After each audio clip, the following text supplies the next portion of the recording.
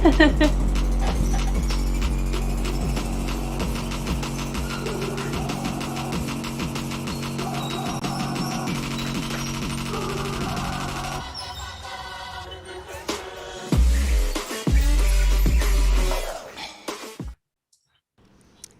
everyone and welcome to Sparta.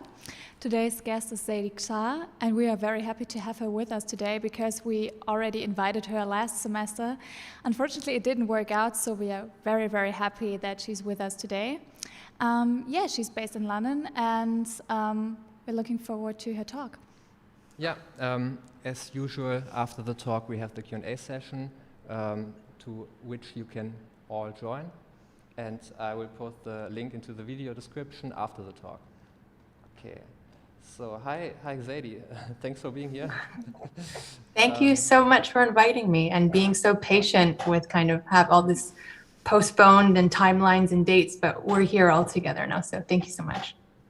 Yeah, no, super looking forward, and I start your talk now. Now, yeah, you can start. Okay, so thank you so much, everyone, for joining, spending the evening with us here. I feel like a little bit rusty because I think my social skills are not as fine-tuned and sharp as they once were, but bear with me and I will do my very best. It's very awkward at the same time speaking into a computer screen alone. But anyways, I've crafted this talk kind of as a general introduction to my practice, but also as a way to talk about themes that are interesting to me. And I suppose maybe the largest one here that you'll see threaded out throughout the work is the idea of storytelling, particularly as it relates to oral narration of personal histories. So these are two images of me wearing performance gear from a few years ago. Oops, let's see here. Okay, there we go. So I wanted to start off with this slide just as an example of kind of where this idea of storytelling or the kind of central narration figure came from for me. I was always really interested in this idea of this central figure kind of narrating personal histories, whether they be cultural or mythological. And so I referenced this figure of this pansori, which is a Korean opera style performance. And I was interested in this because, as I said, I was interested in this kind of central figure that was able to really connect with the audience and tell a story. And here we have this in the top left-hand corner, an example of that. And then the other three images, kind of how I mapped out those that idea into performance work of my own when I used to kind of participate in these things, which I don't really do so much anymore. So here you have images of me kind of narrating a story that I would have crafted, and then in the background or beside me, an image of Ji-hae Kim, who's my collaborator and who is also a traditional Korean percussionist who specializes in shamanic rhythms, which was really a great coincidence for me to kind of meet her because we kind of entered this performance relationship together as I was learning about this. Another central figure or idea that I've been thinking a lot about in my work, maybe particularly in the earlier days of how I kind of came to performance, was this figure within Korean shamanism, or I guess the central figure of Korean shamanism, the Korean shaman. Similarly to that pansori image of, you see this, in this case, this woman singing to the audience, telling a story. This Korean shaman figure would also act in a very similar way, except this was kind of related to religious and cultural storytelling. And again, the thing that I was really interested within this format was this idea of someone narrating personal histories, but also what was happening in the country. And also there was a real attraction for me with the idea of music and the idea of trance, or the ability to kind of enter a liminal space. And I think for me, the Korean shaman is always represented almost like a prism, or very much like a medium in between these spaces. In her case, or in their case, the idea of life and death being a spirit medium. And then for me, thinking or navigating through the relationship I have with my family's history, which is in South Korea, and then me growing up as a child of immigrants in Canada. And another thing I was really sorry, that was very funny. So one of the things another thing I was really interested in with the Korean shaman figure, this idea of showmanship and the idea of kind of really colorful clothing, or these kind of performance robes, which I also liken to the idea of how pop singers or hip hop artists also work the stage. You're in a performance costume and you're speaking to the audience. You're literally the kind of master of ceremonies. This idea always really resonated with me, I think, particularly because when I was a young person, I was interested in theater, and this is something that I wanted to do. But anyhow, I wanted just to show these images of Korean shamans, once on one hand, women from the 30s, and then a more contemporary image. So this is just a close-up of kind of the clothing. And one of the things that I thought was really interesting, outside of the idea of kind of craft and artisanal making within the kind of performance robes they were wearing, was just this idea of the performance within those rituals. So you can see here on the left-hand side a row of shamanic robes by which the shaman would change into each robe depending on which deity or spirit would be invoked into the room. And so I was really interested in this idea of kind of identity construction and the ability to perform different selves. So this is kind of how it started in my interest in that. There's also, I think, a real interest and correlation between the two, as I just mentioned earlier, of like pop stars, of the idea of master of ceremonies, like hip hop artists that would literally be speaking to their audiences.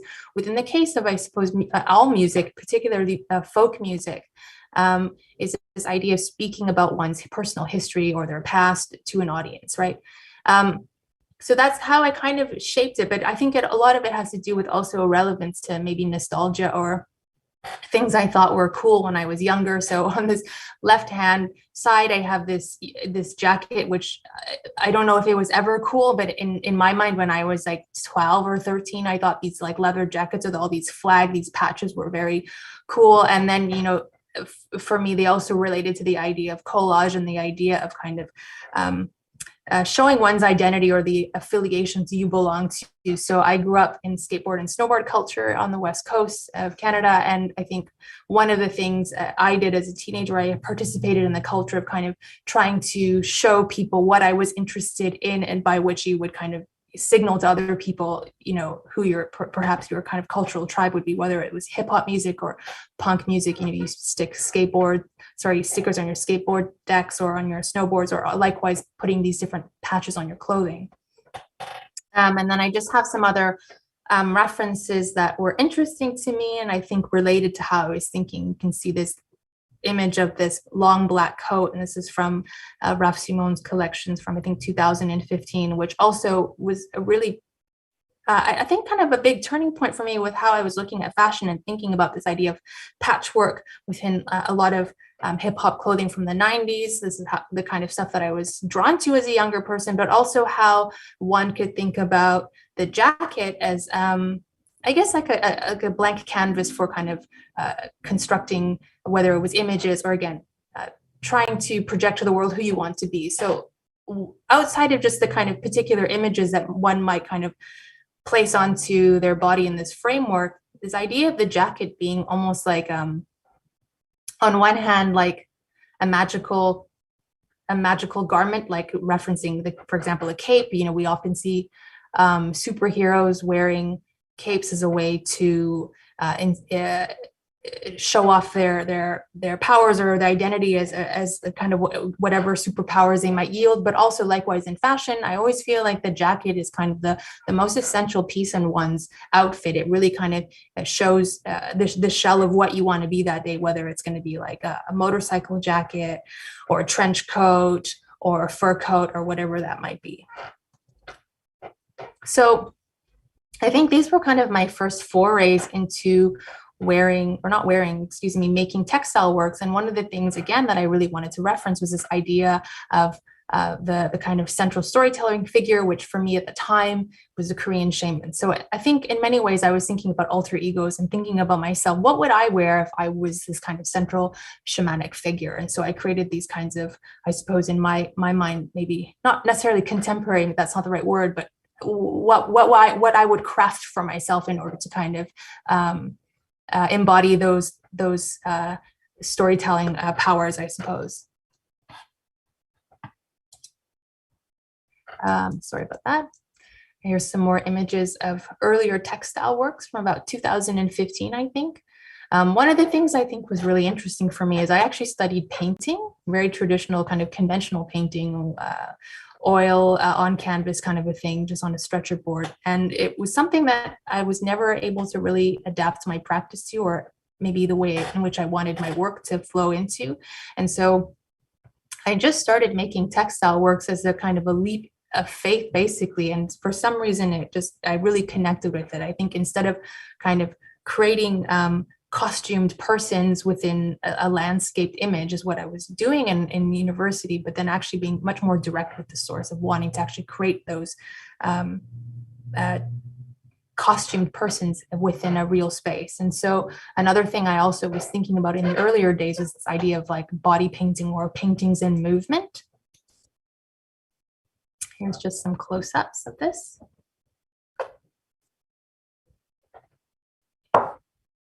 These are more, excuse me, kind of cape works. Again, this idea of the superhero cloak, being able to, I suppose, embody or absorb certain supernatural powers once you're wearing these garments. I suppose this is why they're called power suits, these people wearing these office clothings. One of the things I also was really looking to when I first started making textiles, and I feel like it's coming back again into my practice, is this idea of Korean patchwork. I was really interested and drawn to these works, I think about 5 years ago, because of how they related so much to what I recognize as kind of American modernist abstraction. And because I studied painting, this is something that it was a kind of a language that was familiar to me. But I think similarly to like a lot of my work, I'm really interested in folk traditions. And so this was something kind of, I suppose, really perfect for me to kind of fall into and try to incorporate within my work. And it also really reminded me of, I'll come back to that, of the Gee's Bend quilts from the Gee's Bend women in Alabama. This idea of kind of women working together using scraps of fabric in order to make something new again was something that was really interesting to me. And likewise, this is how Korean patchwork started in villages. Women would come together in these kind of communal spaces and work on these textile works, which also would become wrapping cloths to wrap really important gifts. So they had kind of personal histories woven into them through the weaving, but also kind of the purpose of them to again wrap or house really important items or documents or presents. For example, maybe a wedding certificate or a present you would give to someone. And again, similarly to the Gee's Bend quilts, really thinking about kind of this modernist abstraction, or how it relates to modernist abstraction of these really incredible what I recognize as paintings, but being made by people who are not necessarily kind of within the center of that movement. And so again, at the same time, around 2015 and 16, whilst I was kind of starting out working with textiles, I was also interested in creating my own version of these Korean patchwork quilts, very much inspired by the women of Gee's Bend in Alabama, but also thinking about Korean Bödeker. Okay, so I wanted to also talk about my performance work, because I think this is something something I fell into quite, I suppose, naturally is not the right word, almost kind of strangely. Like I never had ever desired to do performance. I don't even really think of myself as a performance artist. I think of myself as an artist who works across different disciplines and whose work sometimes happens to be performative. But again, similar to how I latched onto Korean patchwork, excuse me, and this idea of the central storytelling figure, I'm really interested in kind of Korean folk traditions. I'm interested in actually kind of all cultural folk traditions, I suppose, because it's something that roots everyone to the place that they come from. So the first time I was invited to do a performance was in 2016 at the Serpentine by Lucia Pietrousti. And it was a really kind of amazing moment for me, because for whatever reason, I had the kind of confidence or wherewithal to think that I could do this, even though it was something I'd never done. And I was really thinking about Korean mask drama, which is called Talchum in Korean. And I think the reason why I was so intrigued by this performance, there's a few reasons. So one of the reasons, I think like a lot of Koreans, my mom had a framed, all these Talchum masks were framed basically. And I think as a young person, I really recognize these things as being quintessentially Korean or quintessentially from the place that my mom was from. So just kind of really having that immediate childhood relationship to these things.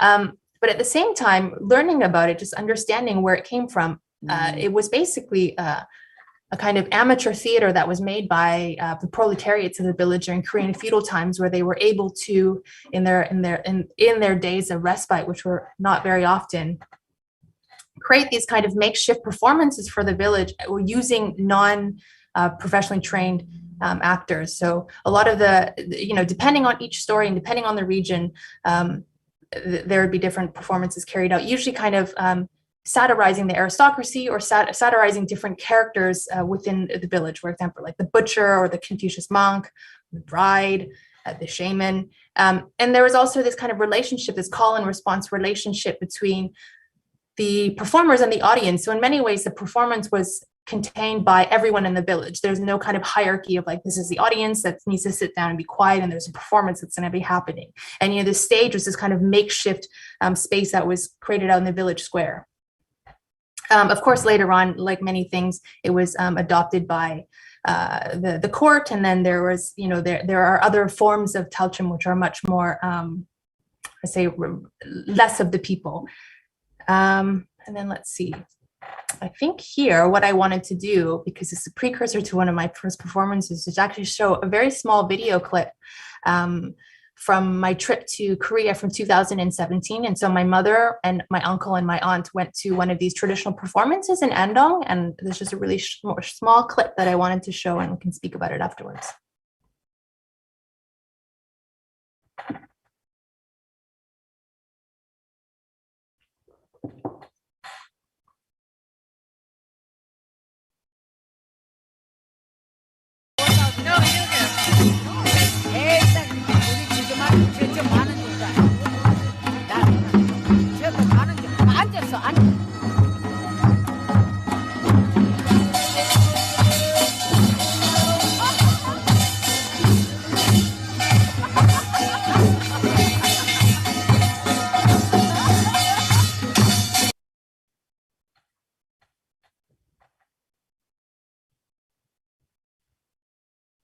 Okay, so what you see here is basically my uncle at the very end giving the performer money. So again, as I was speaking about this relationship that the audience has with the performer, is they also know, what words or what phrases they're supposed to chant back to the audience, to the performer. So this kind of idea of call and response is really interesting to me. Mm-hmm. And so, at the end of each performer's, roundabout the circle, they know that they're going to be collecting basically money from each of the audience members. So this kind of behavior is expected. I think my uncle was also showing off because I was there. So anyways, so here we have my example of this from the Serpentine. And I don't know if you can see my arrow. Can you see my arrow? So this is me. I wasn't planning on being in the performance. Benito, who I work with, made this special mask for me. I don't know if you can see. I cannot wear contact lenses, so he made these two little drilled holes here so I could wear my glasses on the top of the mask. But anyways, this was the kind of first time I also used drumming in my work, which has, subsequently been quite important for a lot of the performances. Anyhow, the reason why I talked about the kind of audience and performer format was because I had mentioned a little while ago, this is my very first performance. I really didn't know kind of what I was doing. And so I wanted to set it up in a way where I felt secure with the situation. So I thought, okay, I'm going to reference this traditional Korean performance. I think, for multiple reasons, but I like the idea that it was all made by amateurs, basically. And so I was thinking, okay, I'm going to work with other artists, friends of mine who really luckily kind of participated and really helped me out with this. We were referencing kind of amateur actors, so it was okay if we ourselves were amateur, well, particularly me. And then also kind of, I love this idea of the audience being a little bit parts of the performance. So what you have here, it's not really a good example, but the performers move in and around the Serpentine Gardens and the pavilion. So the idea is that the audience, in order to see the performance, would have to kind of follow us around. And this was also a way for me to kind of ensure that I didn't feel like we were just kind of creating entertainment for a static audience and that we would have to just perform for them, because it's something that I've always been really concerned about within my work. Is this idea of kind of like ethnographic spectacle, something that I don't want to participate in. And of course, I think sometimes these things are hard to avoid when you are working in performance or you are referencing cultures that are outside of kind of the kind of Western canon that maybe we're more used to within institutionalized spaces, particularly in Europe and in North America. Oops. Okay, so another thing that you might see in my work quite often is this kind of representation of shells. And so it's my interest in these shells as kind of avatars or stand-ins for the idea of communication. So one of the things in my work that I'm really interested in is this idea of communication with either other realms. And I think this is this kind of maybe a metaphor for the idea of connecting with an ancestral past. So earlier I spoke about Korean shamans as being something really a kind of a pivotal figure for me within my work, is how I conceptualize what I might be trying to do within my work, but also this idea that they are also mediums or communicators in between the living and the dead. And so similarly for me, the shell operates in that way, where you have essentially an object that, as people that have been to the beach as children might have encountered, you hold it up to your ear and you can hear basically the ocean telling you a story or whatever. Maybe this is also like a communicative device. So that's kind of how I used to always think about them, or I still do. And the reason why it's taken on this form is because I spoke earlier about my trip in 2017. This was the image, I don't know if I skipped past it, about when I went to Korea. I came across these shells in Jeju Island, and I thought they were so amazing. They're quite large and they're quite beautiful, and many of them are not broken and they're intact. And basically I had this kind of diasporic moment of coming home, and I felt like these were this kind of connection to, this kind of abstract idea of home. But I quickly realized that these shells, there were many of them. It was only me running around collecting them, and I had seen the kind of local fisher women, basically they had piles of them in bin bags as they were selling the kind of mollusks on the side. So they were important to nobody except for like the stupid North American coming to have this kind of experience coming home. So I always thought that was a really interesting metaphor, because on one hand it's very sincere of my desire to kind of connect with the cultural aspects of my family's homeland, but at the same time there is this distance and this kind of friction of me also projecting kind of North American fantasies of kind of coming home. And so you can see here's multiple references that I've used within this work. The middle is kind of a recent performance work that I worked on with Benito and Jayu Korti in 2020. Where am I? Sorry, guys. Yeah, okay, well, maybe it would be a good idea actually, because it's a precursor to other conversations that I'm gonna have. I'm gonna show a 5-minute clip of this video work that I actually made whilst I was in South Korea. And it was kind of my first foray into the idea of maybe maybe more literal narrative storytelling within a video format, and also introduces the kind of character of this grandmother figure that I end up kind of really thinking about further along in my work.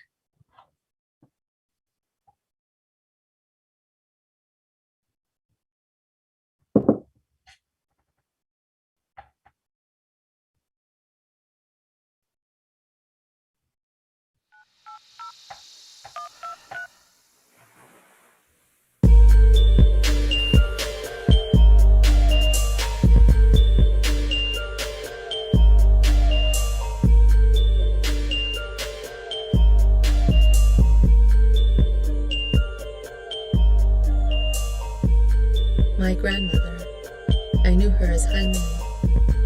Outwardly, she was a very devout Catholic, but this was a ruse, premeditated deception.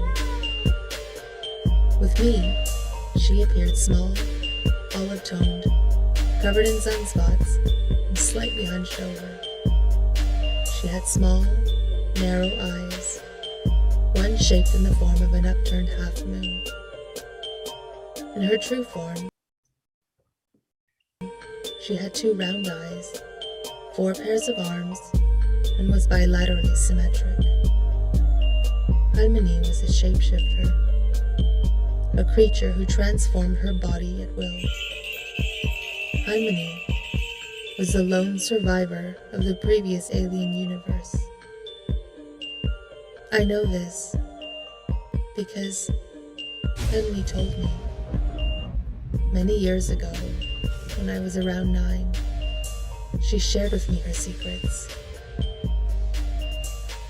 Clenching her jaw and gritting her teeth, she leaned over. The sweet smell of ginseng escaping her breath, she whispered, In the cave,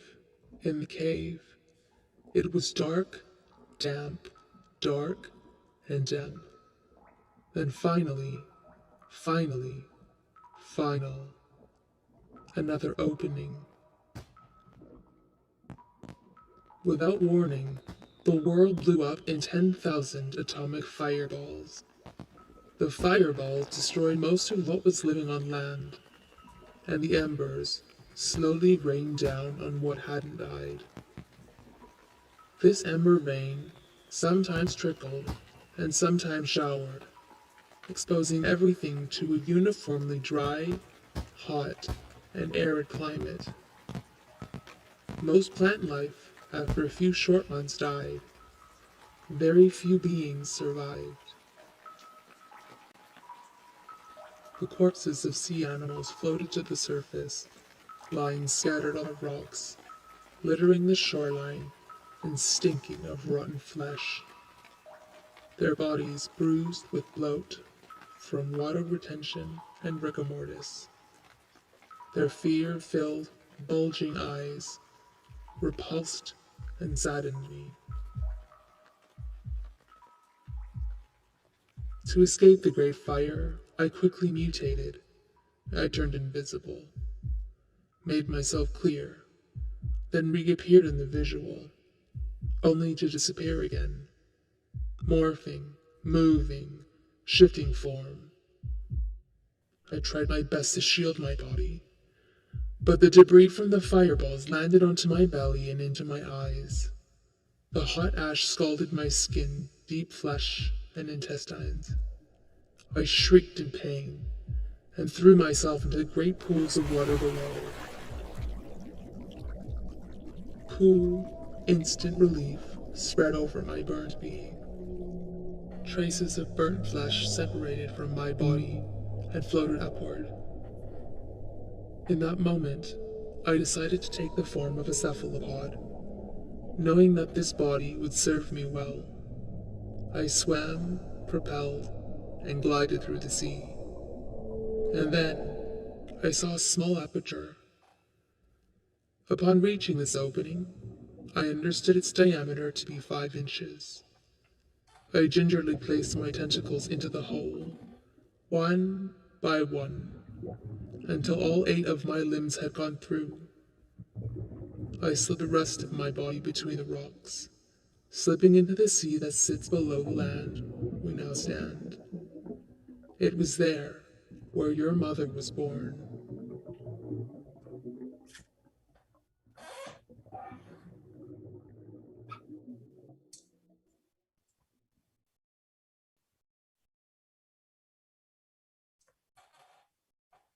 Okay, great. So yeah, I wanted to show that. I mean, that work's from 2017, and I feel like it still resonates with me, particularly the way in which I envisioned kind of telling a story that was, I think, maybe a little bit more abstract. I think if one were to watch the entire video, you'd see I wasn't trying to necessarily think of kind of a beginning, middle, and an end, but thinking a little bit more in terms of kind of fragmented narrative text. And so another reason why I want to show that earlier was because I wanted to kind of think or talk through this grandmother figure that I started kind of really developing around that time, but also worked on in 2019 on a recent project called Grandmother Mago, or Child of Mago Khalmi and the Echoes of Creation.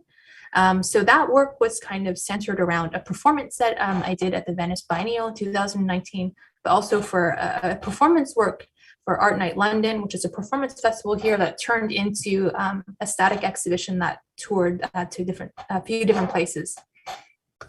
And again, the starting point for this work was really kind of looking at certain Korean traditional Korean creation myths that were interesting to me.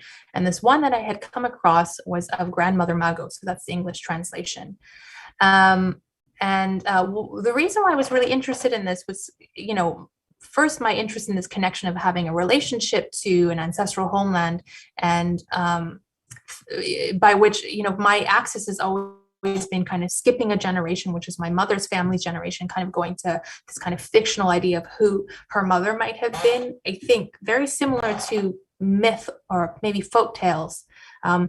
It's easier to think about personal histories when you use other characters to tell those stories. So, you have in fables or in a lot of folk tales, animals that stand in for humans, which I have done recently as well.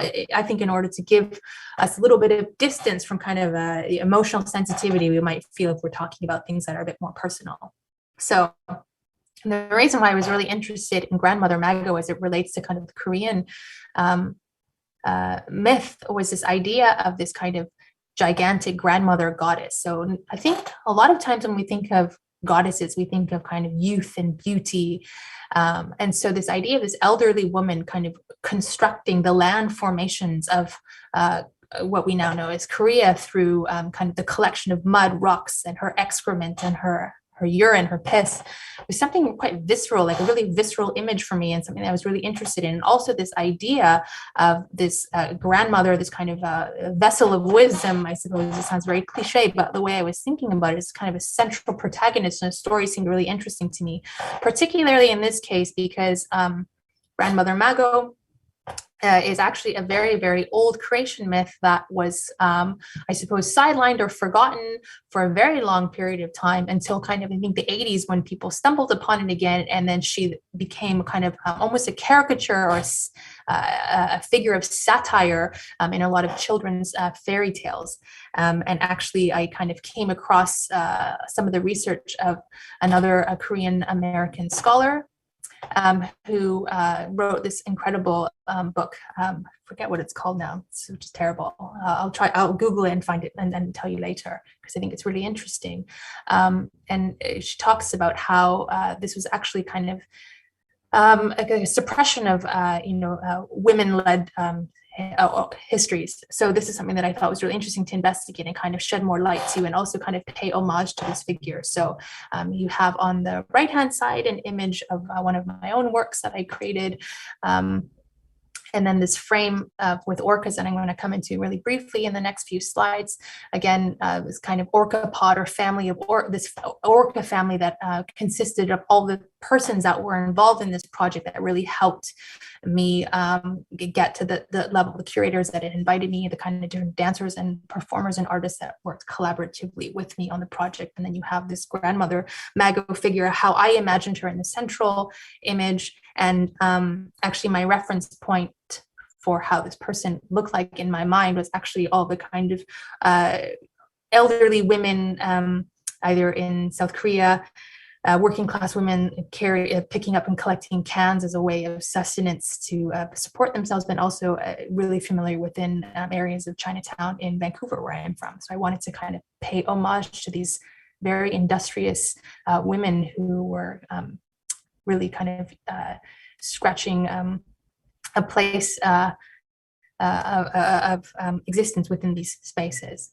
So this is the Venice performance, I think, where the orcas come in very quickly. I spoke about the grandmother figure. I was interested in kind of relating this Grandmother Mago figure with this other very popular orca matriarch figure called Granny. That was her colloquial name, and her scientific name was J2. So she was the most studied orca, particularly because she and her pod, the southern resonant killer whales, and she was part of J-pod, allowed themselves, I suppose, to be studied in a way more closely to scientists, because they are residential to the Pacific Northwest coast, where I'm from, kind of areas near Seattle and Vancouver. And so whale researchers were able to be in closer contact and study them. Anyhow, the point is she died in 2016, and people thought she was maybe either 106 years old, 80 years old, 6 years old. Is kind of really got a contentious issue. People aren't really sure. But anyways, I was really thinking about this idea of orcapods and how,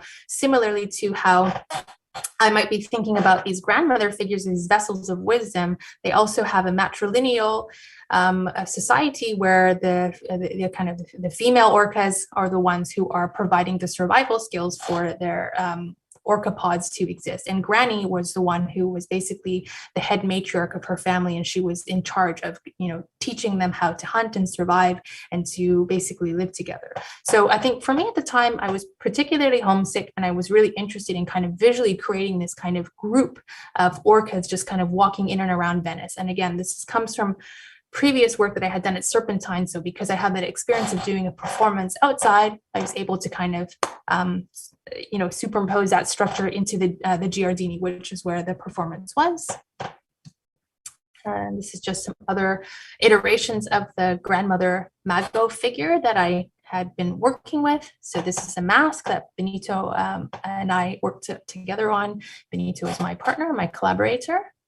And that was in Hauser de Kunst. This was the kind of initial format for the performance in Art Night London. So one of the things that was really interesting for me was to kind of create this semi-staged situation, theatrical in nature, and have this performance that was punctuated by the video work.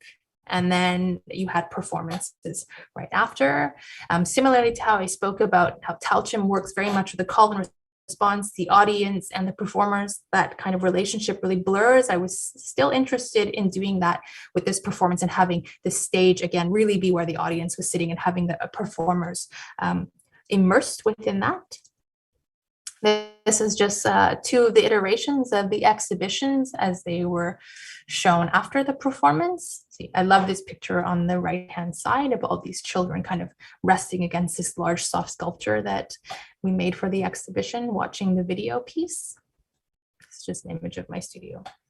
I think for brevity's sake, I'm just going to pass through one of the videos I wanted to show, and then talk about a few of the projects that I have been working on recently. So this was something that, again, Benito and I worked on for the Shanghai Biennial, very much working with this within this idea of kind of the orcapod and family. But in this case, we created this giant shell that, unlike the other shells that we've been working with before, this has kind of 5 apertures, 5 openings. I'm really interested in not interested, but I think I'm obsessive about like odd numbers. I really hate even numbers. So the aperture has 5 openings and there are 5 orcas because I can't deal with even numbers. And the way this work was set up was that there was a video that played at the top, as you can see. So the idea was that people were able to kind of come into this space, lean up against these soft sculptures, and then basically watch and listen to this video, which was, the sound was emanated from the central shell. And again, if you look at the shell, this is quite similar to that shell from Jeju Island that I had encountered in 2017, and also was really interesting to me. I kind of was looking at these samurai helmets, and there was a helmet that was very similar in shape to this one. And so I'm assuming it's because it's also referenced to those conch shells that probably live in Japan as well. It's just a playful image I like. I think I was going to show a video here, but I think that I'm going to just bypass that one as well. It's actually on the Whitechapel website. It's called The Word for Water is Whale, so you can watch it in its entirety. The clip I have of it is just a kind of trailer. It's not a really good indication of how the video works anyway, so I think just for brevity's sake, you can definitely check that out on the Whitechapel website. This was another project that I worked on very recently. It was my first solo exhibition in Canada, and then it traveled to Leeds Art Gallery. And so again, I kind of, as you can see, there's a repetitive kind of system going on to how I think about my works from the beginning, particularly with these kind of larger institutional projects. I generally think, or I'm thinking about a kind of Korean myth, or maybe a performance, or like a folk art that I'm interested in. I'm trying to always kind of investigate it, and then maybe pull some kind of similar relationships I might have with the way I'm thinking about kind of my own existence or how I'm thinking about storytelling. And so at this time, I was really thinking about kind of the imminent ecological impending doom that we're all living in at the moment, but also trying to think about it through the lens of like a hero's journey. So I kind of was thinking about this character, Princess Bari. This is the English translation. And very quickly, her story is interesting to me because she basically goes through kind of a series of hardships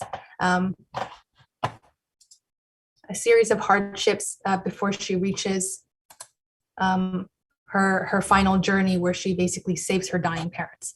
And through this journey, she travels to the underworld. And so for me, that idea of kind of going through all these different challenging situations as a way to save someone that you love kind of paralleled this idea of how I would think about if we collectively worked together. And when I say we, I'm thinking us as humans collectively with other living beings to kind of save the planet through interdependent kind of kinship and coexistence. And this is something that I was interested in, I think, particularly at the time in 2020 when, COVID first started happening, and we were hopefully, kind of collectively thinking about all the systemic problems that we have in this world.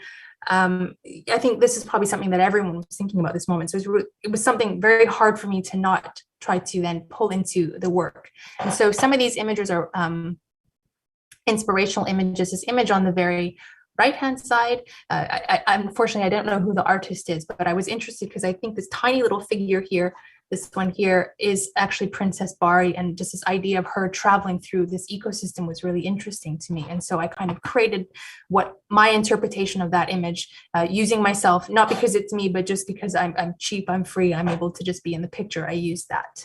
And so similarly to a lot of other works of mine where I have kind of the grandmother or the orca or the shell as stand-in kind of archetypal figures in my work that are kind of navigating the story, I did that again with this exhibition called Moon Poetics for Courageous Creatures and Dangerous Daydreamers. So you'll see here in the next series of slides, the repetition of the shell, there's a fox character, and then you have the seagull, the orca, and a cabbage. This is how the exhibition was presented within Canada. The Remy Modern Museum in Saskatoon, on Treaty 6 First Nations territory and ancestral homelands. And so one of the things I was interested in also, again, this idea of performativity, how was I able to create this space without live performers? One, because of COVID, and also this challenge of kind of having works that were activated, not necessarily only by living persons.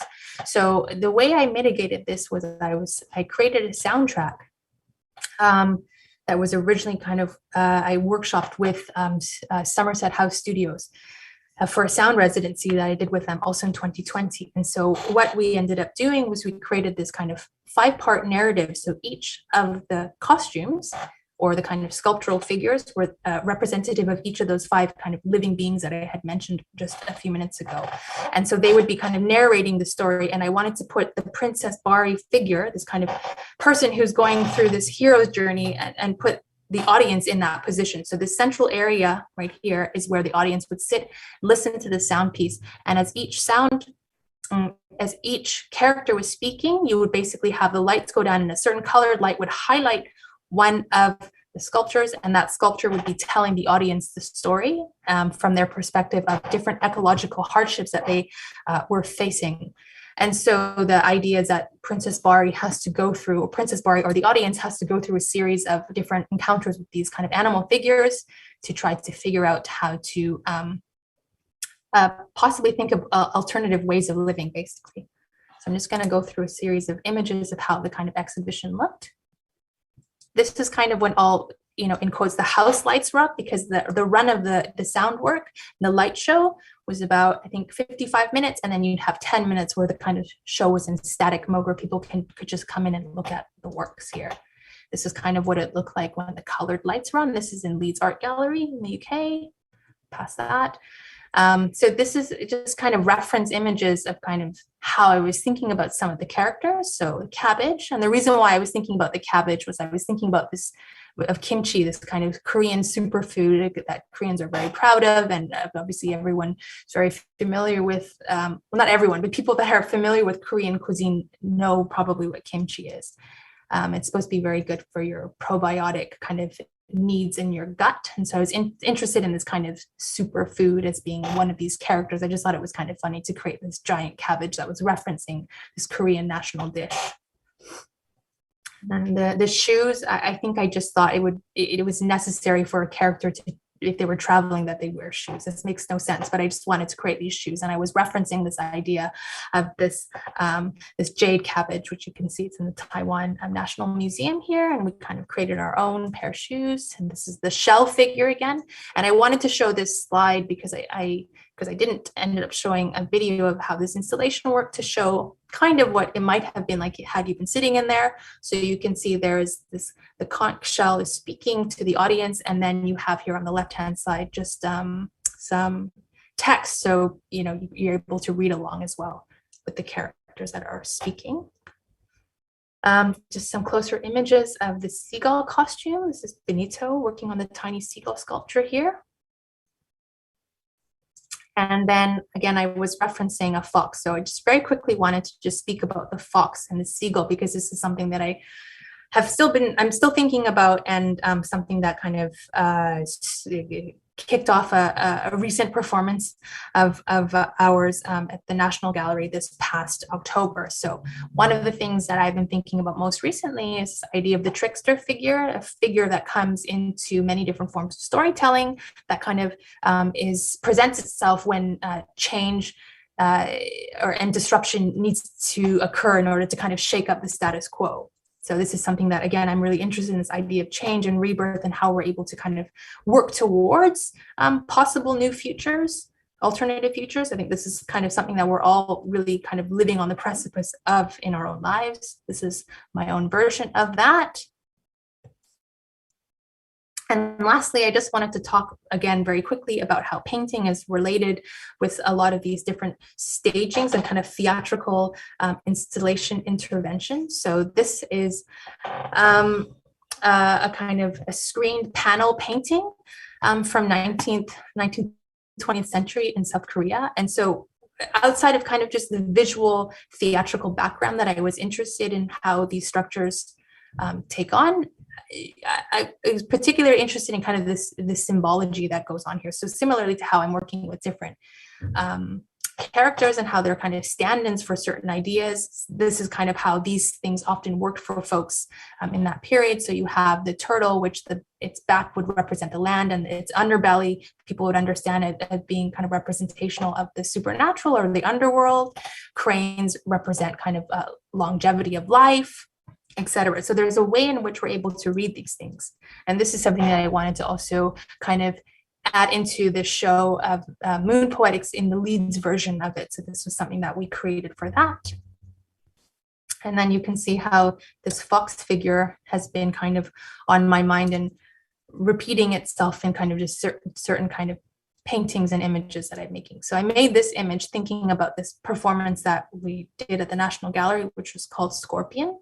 I'm a Scorpio, but also, and the performance is like a few days after my birthday, so I thought it was an apt title, but also this idea of scorpions and the Scorpio figure within astrology, Western astrology, is thinking about the idea of kind of rebirth and destruction as a way to kind of create new beginnings. So I thought that was a kind of nice relation to how that previous work of Moon Poetics was working.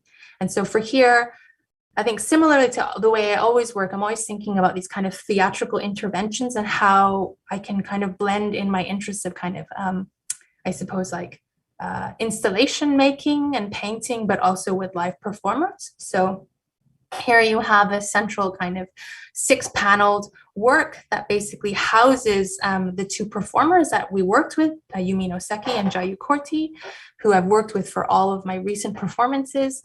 They kind of enter the performative space from this structure. So you have this here. And again, themes in this performance kind of, I think, have started to investigate my interest in this trickster character, this kind of disruptive figure. And this is what you see on the inside of the structure. The costumes were here kind of waiting for them. So I was really interested in this idea of the backstage as well that was happening on the inside of this painted structure. Oops. And I think maybe I'll just show a very short clip. It's like 1 minute long of this video right before we end this hot talk.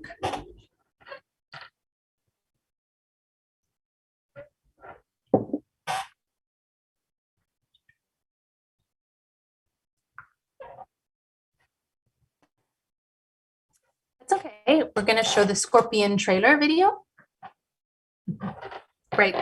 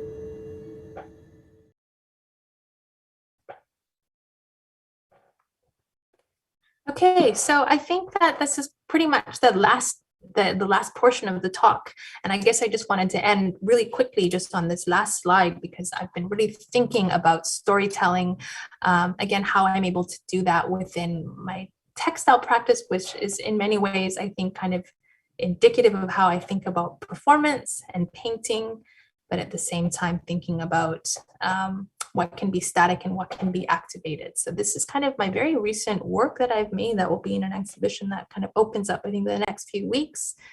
Yeah, and I guess I wanted to end with it because it will soon be the new lunar year, and we are in the year of the black water tiger. And I just wanted to end with an image of a tiger for good luck and prosperity for everyone that's here watching. So anyways, thank you so much. I'm sorry if I talk for a very long time. It's very hard to control oneself when you're talking to yourself on a screen. But yeah, I look forward to anyone's questions or comments after this. Thank you so much. Thank you so much. And with that, let's say, since we have 53, let's maybe start at 21:05. So let's, yeah, almost 10 So minutes. like 50. So, yeah. Okay, great. All right. Thanks so much. I'm really looking forward. Thank you so much. And All right. see you soon.